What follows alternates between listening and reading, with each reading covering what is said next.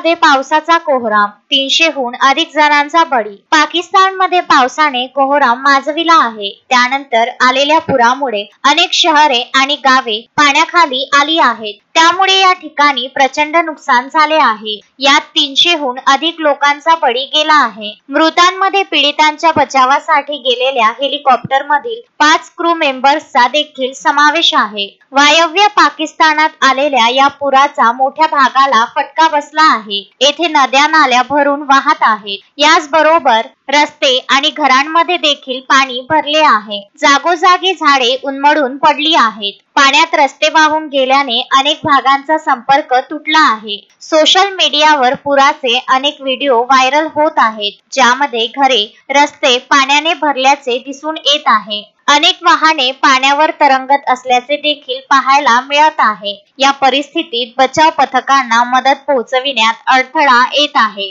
पीर बाबा आणि मलिकपुरा या भागात सर्वाधिक नुकसान झाले असून येथे शुक्रवारी सर्वात जास्त मृत्यू नोंदविले गेले आहेत। बचाव पथके या भागातून मृतदेह बाहेर काढण्याचे काम करीत आहेत, असे वृत्त असोसिएट प्रेसने पुणेरचे उपायुक्त काशिफ कयूम यांच्या अहवालाने दिले आहे। जून महिन्यात पाऊस सुरू झाल्यापासून देशातील वेगवेगळ्या भागांमध्ये प्रचंड नुकसान केले आहे। विशेषतः खैबर पख्तूनख्वा आणि उत्तरेकडील प्रदेशांमध्ये दाट लोकसंख्या असलेल्या भागात पावसाचा मोठा फटका बसला आहे।